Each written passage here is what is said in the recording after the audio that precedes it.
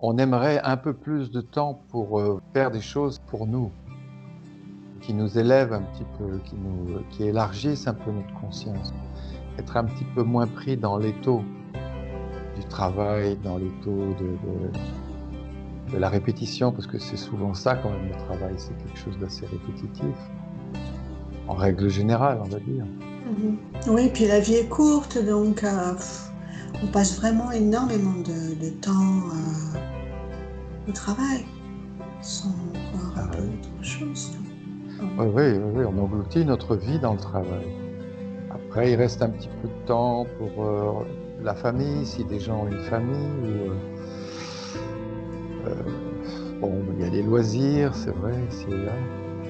Il est dommage de passer à côté de. Enfin, moi, je parle du domaine spirituel, bien sûr, de cette extraordinaire ouverture de la conscience qui est là, présente pour tous, toutes. On peut tous le faire. Mais bien, c'est vrai que quand on a fini le travail, souvent, on a plutôt envie de rentrer et puis de regarder la télé, de se détendre, de se changer les idées. C'est pour ça que, personnellement, je suis resté toujours au bas de l'échelle sociale, tu vois. Et vraiment. Bon, souvent, on m'a dit, mais tu veux pas être ceci, tu peux monter. Très jeune, pourtant, mais j'étais conscient de ce qui allait se passer si je devenais responsable, ou petit chef. J'allais, comment dire, tomber dans une espèce d'engrenage et qui allait me manger encore plus de temps, tu vois. Et j'avais besoin de ce temps. Alors, je suis resté toujours en bas de l'échelle sociale. C'est rare hein, quand on est jeune d'être comme Oui, ça, parce qu'en oui, oui. général, on a besoin de faire des preuves, on veut faire nos preuves, on veut montrer qu'on est bon, donc dès qu'on peut monter l'échelon, on le fait. Non, j'avais autre chose à côté. Mais c'était fort puisque ça m'a pris quand j'avais 17 ans. Donc, c'était quelque chose qui était puissant, quoi, vraiment très puissant. Voilà, bah, c'est resté puissant. Enfin, en tout cas, c'est resté une chose qui surpasse toutes les autres choses dans ma vie, quoi. J'ai fait des choses, hein, j'ai fait plein de choses, mais ça, c'est toujours resté en fond comme quelque chose d'essentiel.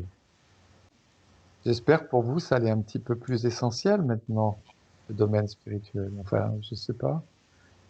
Comment ça se passe pour toi, Pascal? Oui, je pense que ça prend un petit peu plus de place. Ça prend un peu plus de place? Ouais, ça prend un peu plus de place et j'ai envie de faire un peu plus, encore plus de place. C'est ça. Tu sens qu'il se passe des choses dans ta sensibilité, dans ton regard, Oui, surtout la sensibilité. la sensibilité. Ouais, parce que je vais pas trop laisser de place jusqu'ici. Oui, parce que pour moi, enfin, surtout quand j'étais jeune, la sensibilité, c'était quelque chose de, c'était un peu, c'était la petite chose un peu faible. Voilà. Je ne faisais pas trop confiance pour faire face aux défis du monde, pour faire face, voilà, à tous les problèmes. C'était, moi, je comptais plutôt sur l'esprit. C'était un peu, bon, l'esprit, le grand frère, et puis l'âme, bon, la petite sœur. C'est ça. Mais là, de plus en plus, j'écoute plus la sensibilité et je lui fais plus de place parce que je pense que ce qu'elle a à dire est aussi important. Eh oui.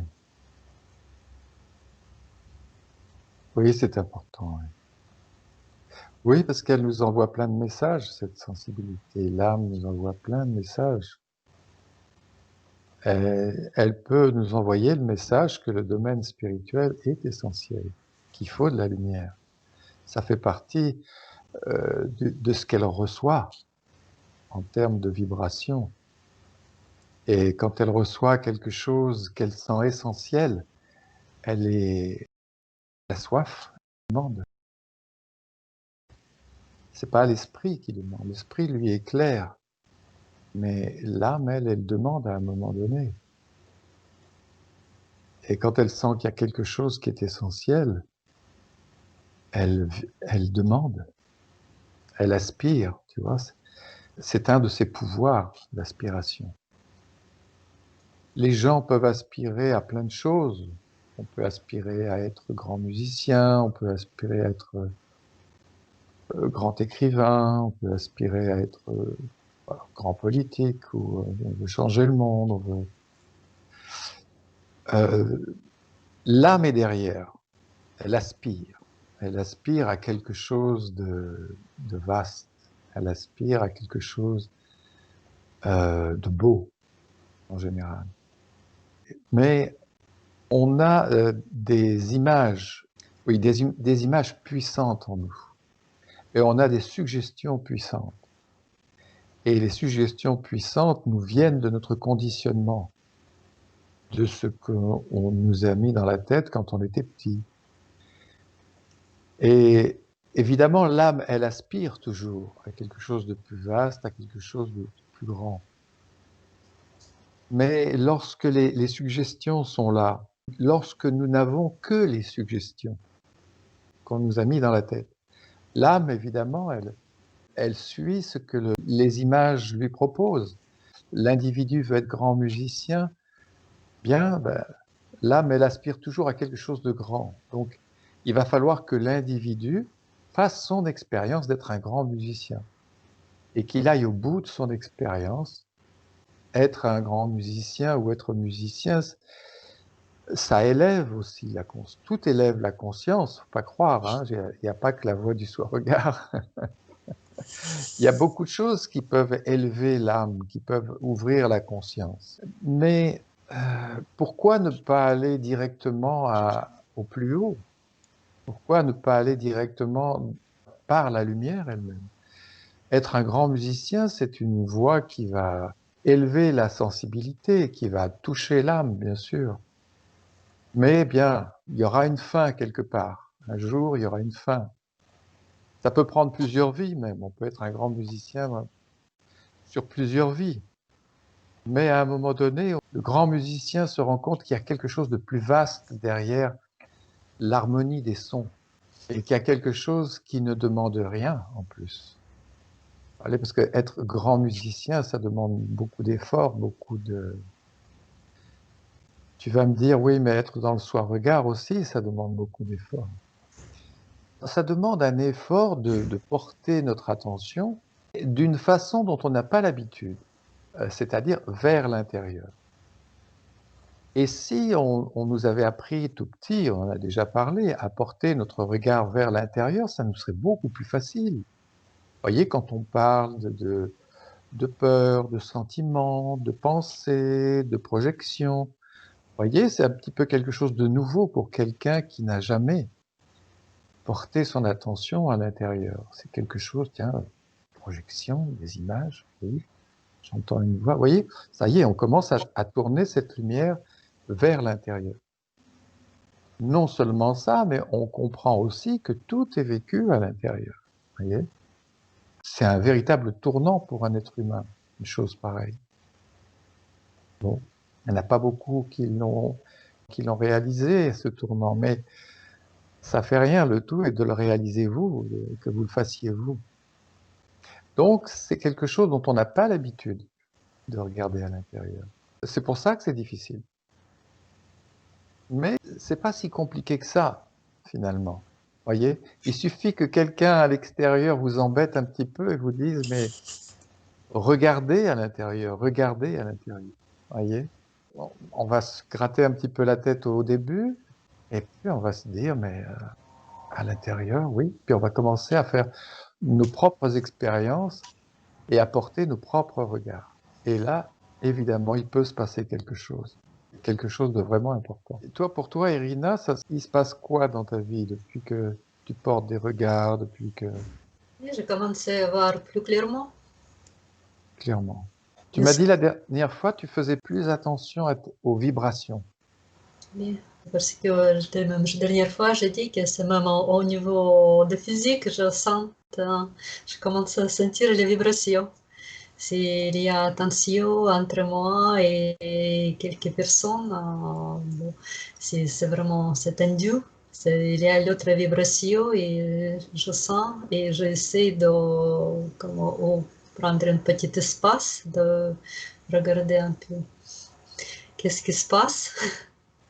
Oui, de percevoir un peu plus clairement ce qui se passe dans notre sensibilité. On parlait de sensibilité avec Pascal, de comprendre un peu plus clairement les réactions, nos réactions.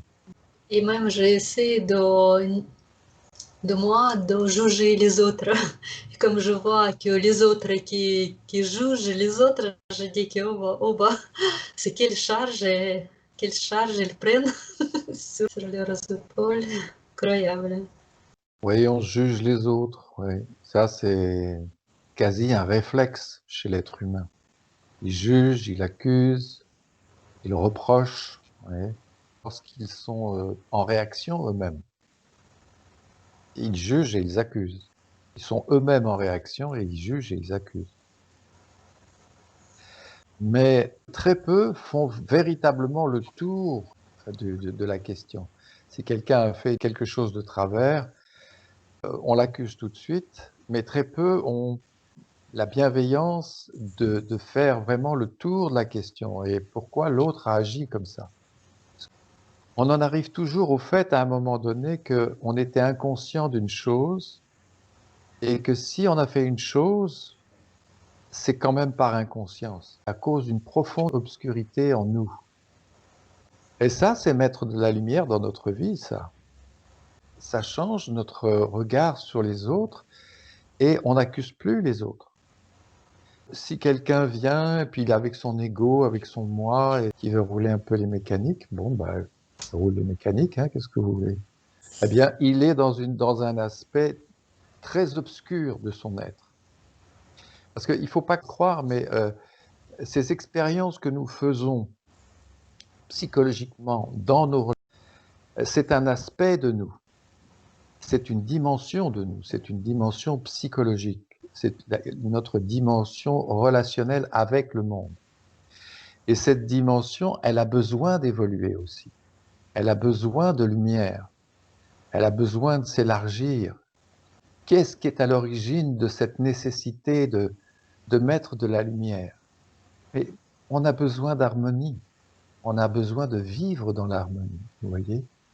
C'est pour ça qu'on a besoin de cette lumière.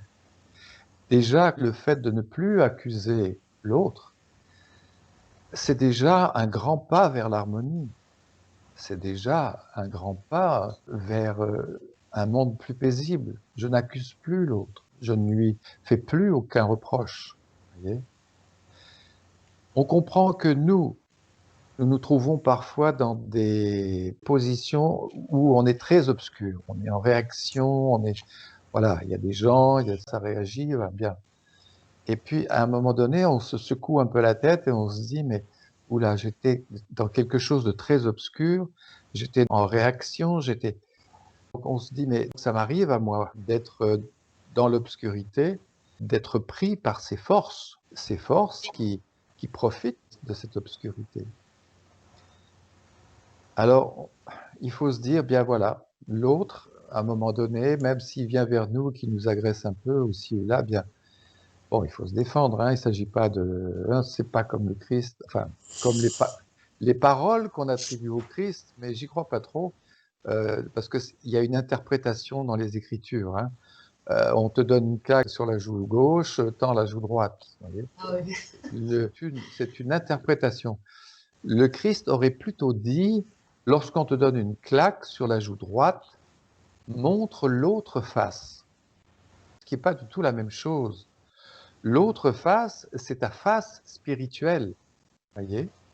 Il n'a jamais dit, tends la joue gauche pour que l'autre t'en mette une deuxième sur la joue gauche.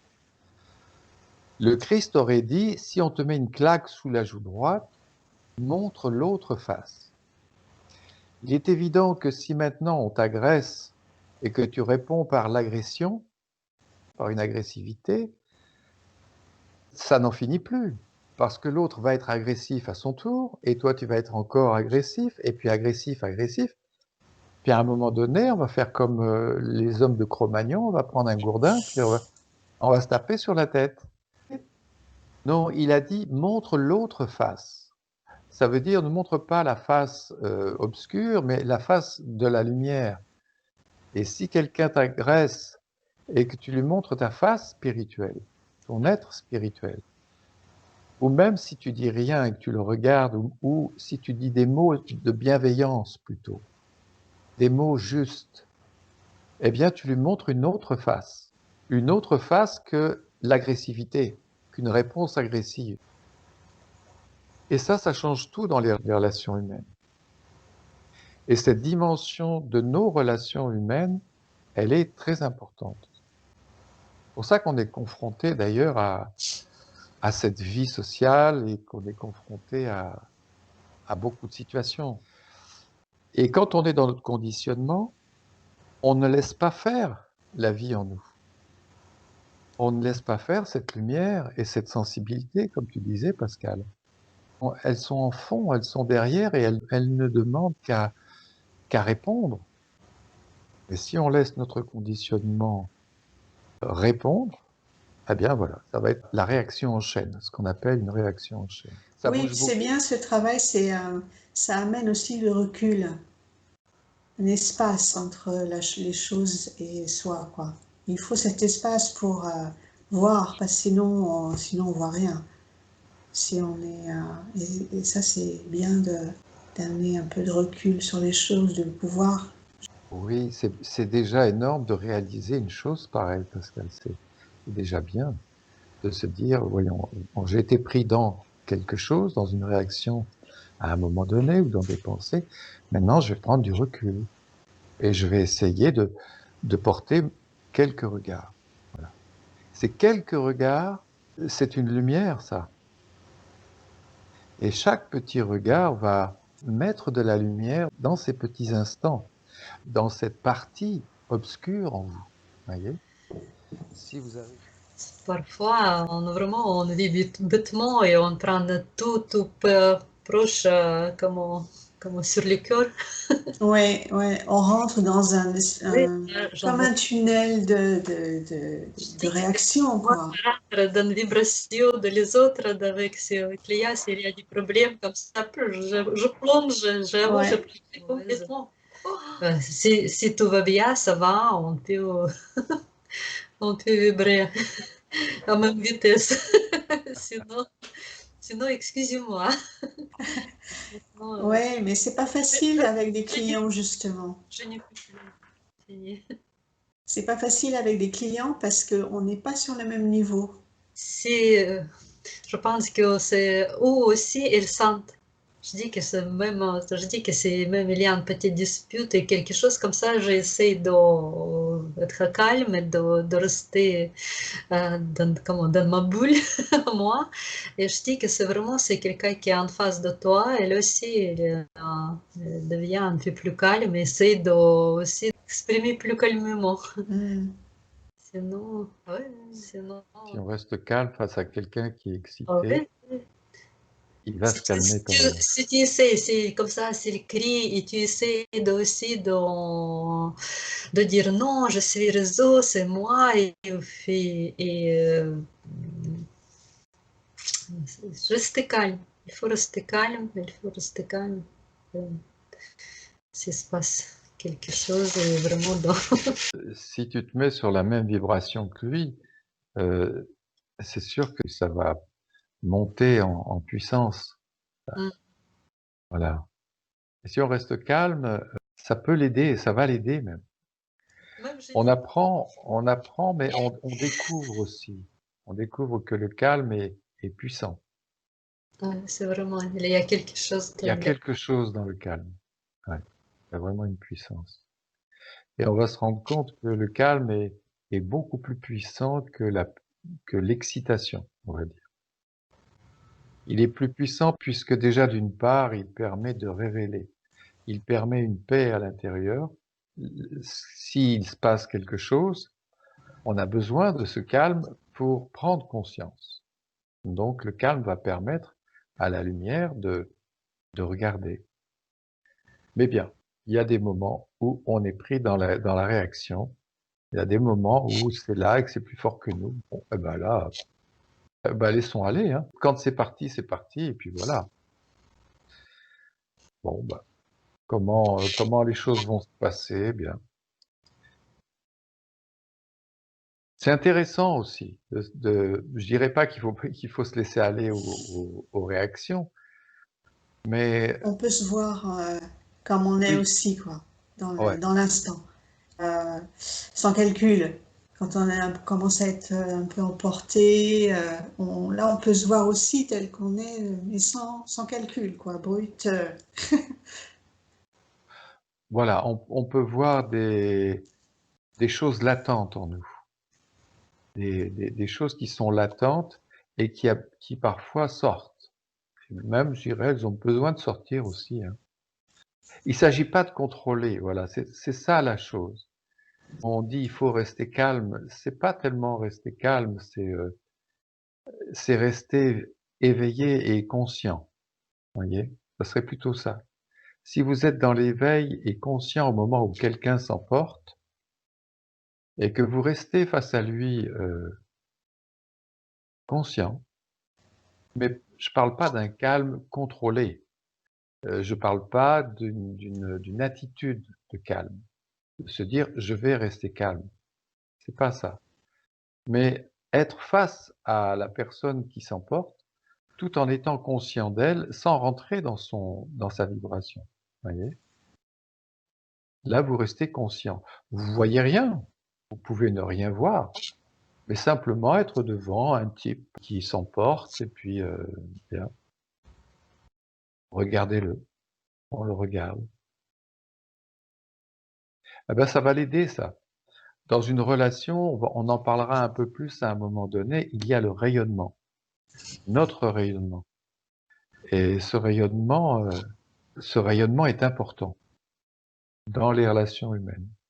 Il est important, vous voyez, si on est excité, si on est en colère, on peut exciter quelqu'un et on peut le mettre en colère. Vous voyez, on va blesser quelqu'un et puis mais si on est calme et qu'on reste calme, J'ai l'impression que ces personnes, les colèrent et que je regarde, mais je regarde avec, j'essaie d'être calme et mais je regarde avec comme une observation, comme je l'observe. Et comme ça, si l'autre qui est en face, même, elle aussi, euh,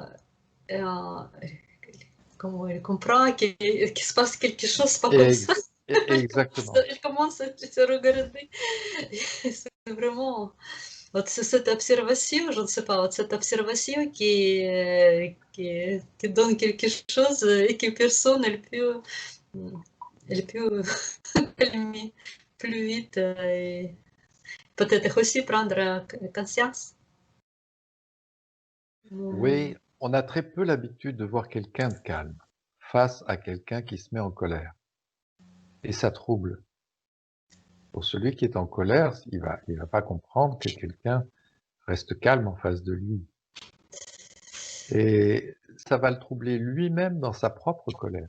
Je dis que c'est pas qu'avec calme, а вот comme elle, s'il est aperçu que tu regardes avec une observation, вот Oui, как, comme tu le observes, tu observes sa colère ou quelque chose comme ça, tu le regardes avec une observation. Et ça calme tout de suite. c'est vrai. Oui, oui, il va se sentir Et comme une bête étrange et quelqu'un qui le regarde. Mais ça fait du bien à l'autre. Ça fait du bien ce genre de connexion. Parce que vous êtes connecté au calme, mais vous connectez l'autre aussi au calme. Et l'autre peut se rendre compte de pas mal de choses sans être pour autant dans le domaine spirituel. Vous voyez? J'en passe des choses, hein.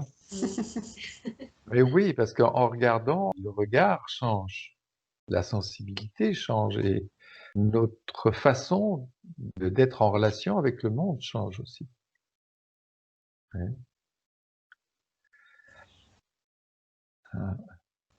Les premiers mouvements de la conscience sont des perceptions, des points de lumière. sensorielle, sensible, lucide, qui constelle un espace obscur en vous. Vous voyez, imaginons un apprenti ébéniste. Voilà, c'est la première fois qu'il rentre dans un atelier de menuisier. La première fois. Il découvre le lieu. Et il est en perception, vous voyez. Il sent les odeurs, il voit des machines, il voit des bouts de bois, il voit du bois, il voit des gens qui s'agitent. Il y a de la poussière, il y a des odeurs, il y a des gens qui parlent, il y a...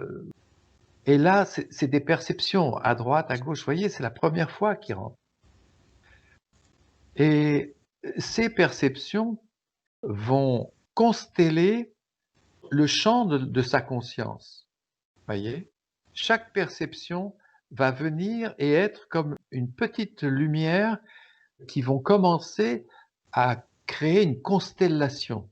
Voyez, on est comme si c'était un cosmos. Voyez, le cosmos est obscur, et puis d'un seul coup, on voit des étoiles, on voit le champ de la conscience qui était obscur se constelle de petites lumières. Et cela est parfaitement comparable à une voie lactée en formation. Voyez, il y a d'abord un Big Bang, et puis il y a des milliards et des milliards de particules de poussière qui commencent à tourner en rond. C'est une galaxie en formation. Voilà, ça commence à tourner. Puis les petites particules vont commencer à s'associer. Ça prend des milliards de temps, mais pour faire une planète, il a fallu des milliards et des milliards d'années. Les particules s'associent et grossissent. Et elles s'associent dans un espèce de chaos au début. L'apprenti qui rentre dans cet atelier, il ne sait pas, il n'a jamais vu, il ne connaît même pas le patron, il ne sait pas qui est le chef, qui fait quoi, et il découvre. Puis les différents points de lumière de perception vont naturellement s'associer par affinité pour former des unités plus complexes, créant une nouvelle faculté, celle de l'appréciation, qui permet à la sensibilité en nous de comparer les différents points perçus. Vous voyez, c'est d'abord des perceptions, puis les points vont commencer à s'associer et à créer des unités plus complexes. Et dans ces unités plus complexes, l'apprenti va commencer à apprécier le lieu où il se trouve. Il va commencer à apprécier les odeurs. Tiens, ça lui plaît ou ça lui plaît pas. On pourra dire, oh, ça me plaît pas trop ici. Ou alors au contraire, dire, tiens, c'est les odeurs de vernis, les odeurs de bois, les odeurs de... Vous voyez, ça peut plaire. On voit qu'il y a une élévation dans la conscience à quelque chose de plus subtil. Vous voyez, on est parti de perception et on passe dans une appréciation. On commence à goûter. Après l'étape de l'appréciation, la conscience va pouvoir définir avec netteté si ce qui a été perçu et apprécié, donc vous voyez, perception, toucher, appréciation, le goût, et définition, l'odorat. Avec netteté, si ce qui a été perçu, apprécié lui convient ou pas en termes d'agréable, de désagréable ou de neutre. Voyez, il va y avoir comme un troisième niveau dans le champ de la conscience qui va permettre, après la phase de l'appréciation, du fait de goûter, de se dire « Ah, ça me plaît » ou se dire « Ça me plaît pas ». Il va commencer à définir ce qui lui plaît et ce qui lui plaît pas. Donc, percevoir, toucher, apprécier, le goût, définir, sont les 3 premières phases du processus de la conscience. Cela forme une trinité de nature sensible et obscure, celle de l'âme. Voyez, dans le corps physique, nous avons une trinité obscure, plutôt sensible, qui est le toucher, le goût et l'odorat. Voyez, Le toucher, le goût, l'odorat sont les manifestations dans le corps physique des 3 premières phases du processus de la conscience. Ce qui est intéressant, c'est que on dit que c'est la partie obscure, la trinité obscure. Toucher, goût, odorat. Ces 3 sens ne voient pas l'objet. Vous voyez? On ne voit pas l'objet quand on touche quelque chose. On ne voit pas l'objet, quand on est dans le goût, vous voyez? Et quand on sent des odeurs ou des choses comme ça et qu'on définit, on ne voit pas l'objet. On va passer dans la partie claire, lucide, lorsqu'on va passer au niveau de l'œil. Là, ça y est, on est dans la lumière. La compréhension se fait avec des éléments de lumière. Et le savoir, la partie haute de la lucidité. Elle voit tout dans une synthèse. Le savoir voit tout dans une synthèse. Donc, le toucher, le goût, l'odorat sont les 3 premières phases du processus de la conscience. C'est une puissante aspiration de l'âme qui pousse un individu à entamer une démarche spirituelle. L'âme est toujours en attente d'harmonie, d'amour, d'unité, mais aussi de clarté. Chacun peut parfaitement ressentir cela dans son être profond, dans les moindres événements de sa vie. L'âme sait intuitivement que les ténèbres et l'incompréhension conduisent au chaos. Alors, elle fait appel à l'esprit. C'est donc l'esprit qui prend le relais à un moment donné de l'évolution. L'esprit et le processus de la conscience sont créateurs de ce que nous appelons des champs de conscience. Ils ont le pouvoir de transformer un individu, de transmuter ces champs de conscience déjà existants. L'ouverture de l'esprit et la transmutation d'un individu vont lui permettre d'accéder petit à petit à une autre dimension bien plus vaste de la vie. Là, il y a des choses à dire. Alors, vous voyez, on a ces 3 facultés, toucher, goût, odorat, dans les ténèbres. On pourrait dire que ce sont les facultés de la sensibilité. La sensibilité ne voit pas, mais elle ressent. Vous voyez, je touche et je ressens. Je goûte et je ressens. Vous voyez, je sens et je ressens. On a besoin, avec ces trois sens, du contact avec l'objet. Avec l'odorat, on peut déjà se tenir à une certaine distance. Vous voyez, on peut sentir des odeurs de cuisine sans pour autant mettre le nez sur la casserole. Vous voyez, on peut les sentir de loin. On est à une certaine distance, mais on sent les effluves. On a besoin d'un contact quand même. Les animaux, si on regarde l'évolution animale, vous voyez, on va partir du ver de terre. Le ver de terre, c'est le contact physique. Vous voyez, les insectes vont commencer à évoluer. Ils vont avoir d'autres sens qui vont leur permettre d'apprécier. Il y a des antennes qui vont commencer à sortir, ça va devenir un escargot. Vous voyez, il y a une évolution et qui va vers la lumière. Pour nous, c'est pareil, on voit bien que les 3 sens, toucher, goût, odorat, amènent ensuite à un étage au-dessus, on va dire, un autre plan, où cette fois, il y a la lumière. On voit, voilà. Et on n'a plus besoin d'être en contact direct avec l'objet. On voit l'objet à distance. Vous voyez?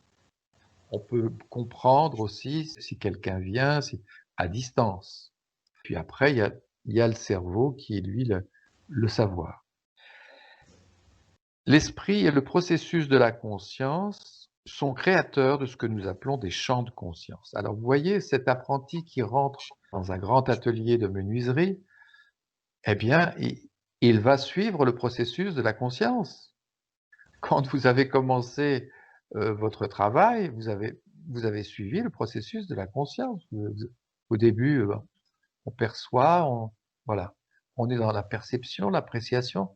Vous avez commencé à percevoir des gens à droite, à gauche, à les apprécier. Tiens, je préférerais un peu plus travailler avec cette personne. qu'avec l'autre, par exemple. Voilà, ben, vous voyez, il y a une appréciation. Ce qui va être intéressant dans votre vie de tous les jours, de vous dire: «Tiens, mais je suis à quel niveau de la conscience?» Il y a un bruit, par exemple. Hop, qu'est-ce que c'est? Bah, vous êtes dans quoi? Dans une perception. Vous ne savez pas ce que c'est, vous avez entendu un bruit ou une lumière passer ou bien vous êtes dans une perception. Vous êtes en train de sentir quelque chose, mais vous ne savez pas ce que c'est. Ou vous êtes dans un endroit et vous commencez à regarder l'architecture, les choses comme ça, vous voyez? Eh bien, vous êtes dans l'appréciation. Vous appréciez les formes, vous appréciez les volumes, les couleurs, vous voyez? On voit bien que la conscience est dans une autre phase. Vous n'êtes pas dans une phase de perception. Vous êtes dans une phase d'appréciation. Et après, lorsque vous avez un peu l'expérience, comment dire, de l'architecture, vous pouvez dire: «Tiens, je préfère l'architecture, romane, l'architecture grecque», voilà.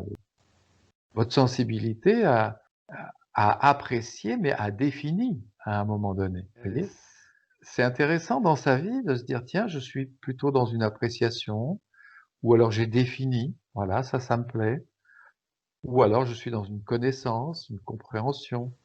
À un moment donné, on vous dit: «Tiens, mais qu'est-ce qu'on peut faire là?» Voilà, vous essayez de comprendre. Voilà. Si vous regardez là où vous êtes, dans le champ de votre conscience, vous êtes dans une compréhension, vous voyez? On se situe et on voit bien qu'on est vraiment dans notre champ de conscience à des niveaux très différents et on se sert de facultés qui sont différentes. Des facultés qui sont différentes et qui sont représentées dans le corps physique, vous voyez? Toucher, goût, odorat, vue, l'ouïe, cerveau, tout ça, c'est pas là par hasard. Il n'y a pas de hasard dans la vie. Ça n'existe pas, le hasard, vous voyez? On découvre que toutes ces facultés ont le pouvoir de transformer un individu, de transmuter ces champs de conscience déjà existants. L'ouverture de l'esprit et la transmutation, alors la transmutation, c'est un grand mot quand même, hein, d'un individu va lui permettre d'accéder petit à petit à une autre dimension bien plus vaste de la vie. La transmutation, ça s'adresse au domaine spirituel, à ce que vous êtes en train de faire maintenant, voyez? Un individu qui ne fait que répéter ce qu'il a fait pendant des dizaines d'années, jusqu'à sa mort, est-ce qu'il a évolué? Il y a eu une évolution, bien sûr, parce qu'il y a eu des événements dans sa vie, il y a eu des choses. Mais il n'a pas véritablement transmuté, vous voyez? Il ne s'est pas véritablement transformé. Vous voyez, tout à l'heure, on a commencé la discussion en parlant, de ce qui se passait dans votre vie. Toutes les 2, vous m'avez dit, une chose très importante: «Je sens que j'ai besoin de prendre du recul». Quand j'ai été pris dans une réaction, par exemple, ou quand je suis en présence de quelqu'un qui a une vibration, voilà, j'ai besoin de rester dans le calme et de prendre du recul. Ça, c'est une véritable évolution dans la conscience d'un individu, voyez? Là, il se passe quelque chose. Vous permettez maintenant, avec ce recul, avec un peu de silence et des regards portés, à une lumière de passer. Chose qu'on ne fait pas lorsqu'on est pris dans des réactions et lorsqu'on est pris dans un conditionnement mental, vous voyez? Et blabla, et blabla, et blabla, et blabla. La lumière ne peut pas passer là-dedans, elle ne peut pas rentrer. Si vous avez des choses à dire, ça vous va? Ça va jusque-là? Est-ce que ça vous paraît compliqué? Non, Non. C'est clair pour vous? Wow. Oui, on voit oui, il y a des étapes d'évolution quand on rentre dans un endroit nouveau. Ah, C'est vrai. Parce que déjà, on connaît rien, on ne sait rien du tout. Donc, on va commencer à regarder. Il n'y a pas du tout de compréhension. Il y a aucune compréhension de du lieu, de ce qu'on doit faire. Tout ça, c'est, ouais, c'est, C'est ça, On est c'est... perdu. On est perdu, enfin, il y a même pas, je sais pas s'il y a quelque chose à comprendre, mais en tout cas, on est au stade juste de regarder, quoi, voilà. Enfin, de percevoir des petites choses, et puis, Et pourquoi ouais, on est perdu? Parce qu'on n'a pas de lumière à l'intérieur. On n'a pas fait l'expérience. On n'a pas de champ de conscience. On est dans la nuit à l'intérieur de nous. Il n'y a rien. Donc on est perdu. Et c'est bien d'être perdu parce que si on fait un peu attention, on va découvrir ce qui se passe. Pourquoi la personne à côté, ça fait 15 ans qu'elle travaille là, elle n'est pas perdue? Ben parce que dans sa conscience, il y a plein de choses. Il y a eu les perceptions, l'appréciation, la définition, la connaissance, la compréhension et le savoir. Elle est passée par toutes ces étapes et des traces sont restées. Elle a conçu un champ de conscience. Maintenant, elle a une mémoire et lorsqu'elle regarde, la mémoire renvoie le miroir de l'expérience. Vous voyez? Elle voit pas dehors, elle a pas. Maintenant, si elle a Alzheimer, elle va tout perdre. Si elle a une maladie du cerveau, voilà, ça va être fini. Mais elle a assimilé et elle a passé toutes les étapes du processus de la conscience et elle a une lumière de l'expérience. Alors après, elle peut dire, oui, moi je sais tout ça, moi je sais ça, mais qui moi? Qu'est-ce que le moi vient faire là-dedans? On découvre qu'il y a une lumière, qu'il y a un processus de la conscience et que c'est elle qui éclaire, c'est elle qui est le miroir de la vie après. Si on n'a pas ce miroir à l'intérieur de nous, si on prend un coup sur la tête, imaginons quelqu'un de haut placé dans une société qui est directeur, grand directeur d'une compagnie, de je sais pas quoi, il prend un pot de fleurs sur la tête. Bien. Pas de peau, c'est le cas de le dire, toute sa mémoire s'efface. Il redevient quoi? Ben, il redevient, s'il veut recommencer son expérience, eh ben, il va falloir qu'il repasse par toutes les phases du processus de la conscience. Tu l'aides déjà. Vous voyez? Pourquoi je dis que c'est Alors, après, on dit, oui, mixer mais la moi, vie, je sais, que moi, c'est je peut-être sais. on nous reste encore Ah, quelques années pour encore faire cette oui, expérience. oui, Et oui. c'est pas comme peut-être oui, c'est bien d'arriver jusqu'à 85 ans, mais quand même pour un peu utiliser cette expérience et cette lumière maintenant dans cette vie quotidienne. Aujourd'hui, c'est vraiment comment c'est toi, comme tu as dit que c'est l'âme, elle doit être heureuse aujourd'hui. Il n'est pas dans 10 ans, dans 20 ans et tout ça. Il faut mettre le... Ben oui, l'âme, elle n'en a rien à faire, elle est d'être heureuse dans 10 ans, demain ou dans 15 ans, quand il y aura une maison, des enfants. Elle veut être heureuse maintenant. Elle doit être heureuse maintenant. Bah écoutez, on a papoté aujourd'hui, hein. Non, mais c'est bien, c'était très intéressant. Et puis, voilà. On va réécouter la discussion. Ah, l'aventure continue. Ok. Allez, je vous embrasse. Merci Jean-Pierre. Merci Rina.